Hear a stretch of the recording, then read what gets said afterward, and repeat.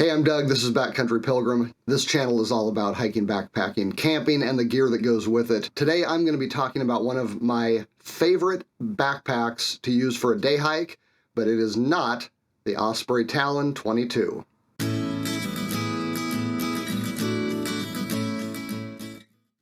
It is the Montane Trailblazer 30. This is a British brand. It's a British backpack that I had to order from jolly old England. Now, what intrigued me about the Montane Trailblazer 30 was that it had the big, wide shoulder straps, and the Trailblazer was fashioned with a lot of exterior pockets, even on the top of the lid. You've got mesh all over the place, really big hip belt side pockets, as well as your standard drink holders and lid drawstring pouch that you find on a typical backpack.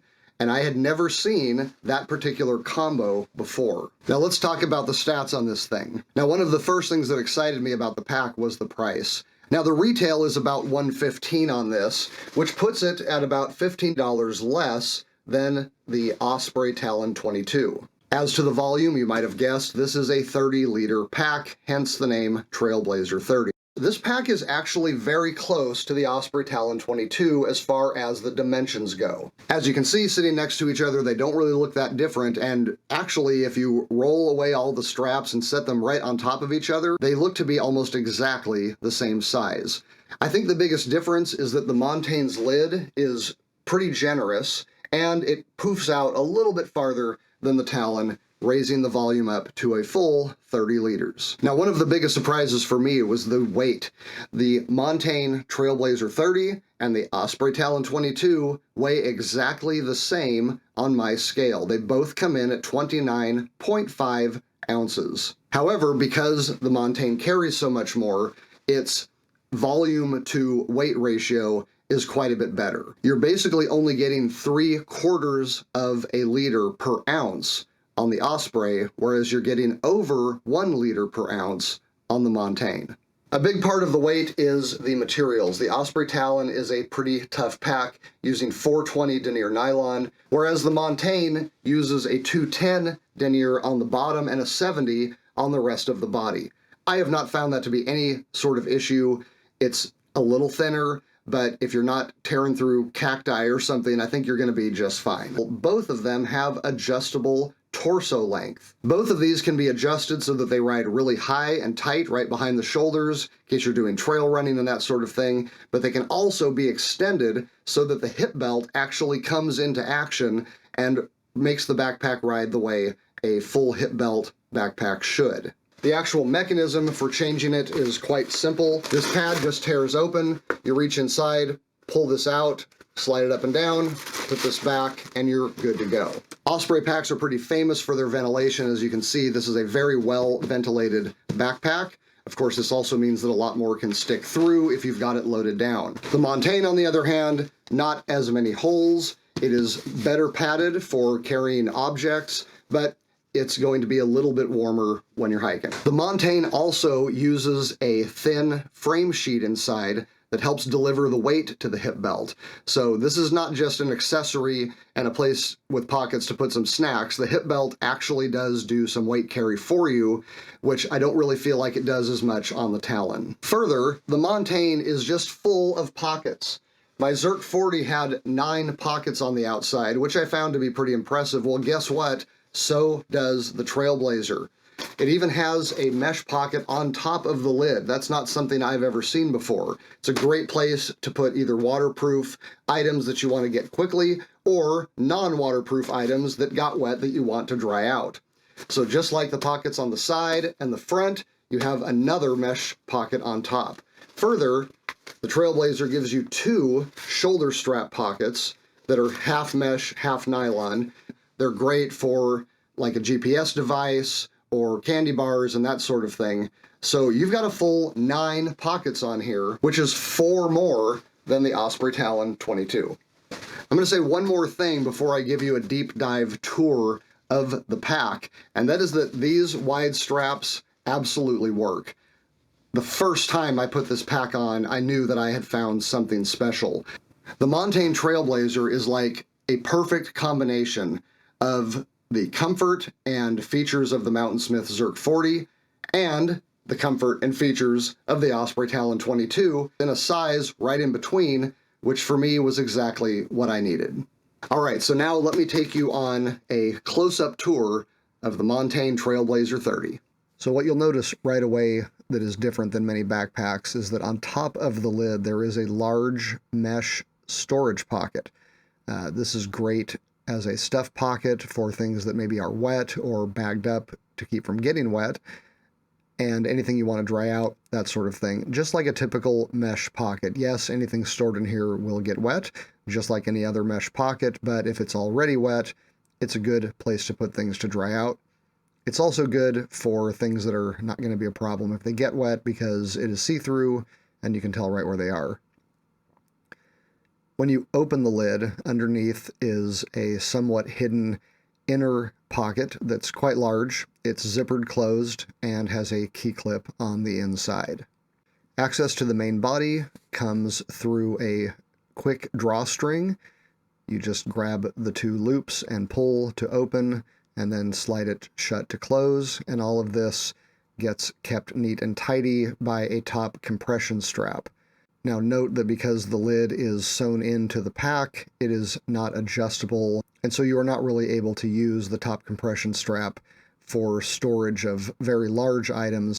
On the inside of the main body, you have a single compartment chamber, but there is also a pretty large hydration bladder pocket, which could double as a pocket for a sit pad or something like that if you wanted a bit more cushion between your body and the contents of the pack. If you are using a hydration bladder, it does have a Velcro strap that can be used to clip the bladder in place, and it has a single port that exits the pack right behind your right shoulder. On the front of the pack is the fairly standard mesh front pocket. It does have an elastic band across the top, which keeps it a bit more closed and tight. It also has reflective daisy chain seams going along the side. They have openings so that you can pass cordage through and either add to or replace the front mesh pocket storage with some cordage. The side pockets are decent size. They can easily swallow a water bottle. There are V side compression straps to the pack, and if you have something tall that you want to put in these pockets, it's no problem to slide them behind the compression straps, but note that the straps are not clipped, and so you are going to have to loosen them up and slide any objects stored on the side through those if you wish to use them for that purpose. You will also notice that the lid is held down by compression straps as well. Now these are clipped, but they work diagonally from the top of the side pack pockets up to the lid, and this gives some nice lift and compression to the backpack. The mesh hip belt pockets are unique. They are quite large, and they are only partially attached to the hip belt. The hip belt, in turn, has a dual strap system, one which attaches to the padding of the belt and the other that attaches to the pocket separately, so you are not only pulling from the end of the belt, but also the very wide pack end of the belt. It is absolutely no problem using these pockets. They have good one-handed operational zippers, and they work just fine even with everything tightened down. Coming up the back, we will have a look at the shoulder straps. The first thing you will probably notice is that these are very wide. They're like a fast pack or a running pack with minimal but sufficient padding. The bottom attachment is a V-shaped strap which connects in two places to the hip belt, and the pull straps are looped and self-equalizing, so they are quite easy to tighten. Moving up from there, we see that there are two shoulder strap pockets.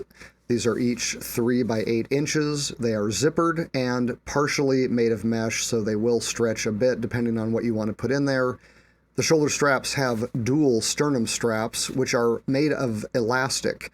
So while they are strong enough to tighten these straps down, They are also breathable, so you are still able to move around even when the pack is cinched down fairly tight. These sternum straps attach with clips that pop off with a quick release small piece of cordage that you can get even with gloves on, but they will not come off unless you pull that part of the clip. The sternum straps are attached to the pack on the other side by a daisy chain loop system. There are 6 of these, so the sternum straps are very adjustable, and you also have some extra loops in case you want them for attachment points. Above the strap pockets, you do have 2 elastic loops, one of which will probably be used for a hydration hose, and the other could be used for an attachment, but only for something very lightweight. And finally, at the top of the straps, we see that there are load lifters on this backpack. And then finally on the very top, you have a carry loop with the material folded over on itself for a nice, comfortable grip. And finally, another interesting feature of both of these packs is that they have trekking pole storage. Now, the Osprey 22 comes with Osprey's famous stow-and-go trekking pole storage. And the way this works on the Osprey Talon is that on the front left shoulder strap, you have a gear loop that will hold the top of the poles, and then around the back, toward the bottom, you have another one that you slip them through, and you can wear them kind of like a sword scabbard while you're hiking. It keeps the poles out of the way, tucked neatly under your arm, super convenient. So if you've never seen them in action, you basically reach back behind you, put the poles in the bottom loop, and then pull the top one over, and there they ride. Now, the Montane Trailblazer does have storage loops as well, but they're a little different. First of all, they are on the front of the pack, and they're kind of tucked away in these little holders. When I first got mine, I didn't even realize what these were because they were so tucked away. So you've basically got some small cordage. You just attach the poles like this. Now, this is not tremendously difficult to do, but it is definitely not something that you would be able to do while you were hiking. And so this puts the poles back here. Again, though, there's no way to get to them without taking the pack off first and unclasping all of the cordage. Now, one thing that I discovered later was another strange little cord sticking out from the left shoulder strap, and it had this weird little piece on the end. I wasn't really sure what to do with this because, as you can see, it's just not very big. Apparently, this is supposed to be for trekking pole storage. So I suppose that would work. You can kind of get a pull on here. Let's see what this looks like on. I've actually never tried this before because it didn't really seem possible that it would work, but oh, well, there it is. That's pretty nice. The question is, can I get 2 of these on, and can I do it while I am hiking? This is a very, very small loop. There is just barely enough room to get it on there, but I'm on my way. Oh my gosh, I did it. Look at that. All right, not quite as comfortable as the Talon. I can feel these poles kind of pushing into my bicep, but I could theoretically hike like this. I could climb like this if I had to. And although I am quite surprised, and in fact, the one website that mentioned that this was a trekking pole strap said that it would only hold 1. Well, as you can see, it holds 2.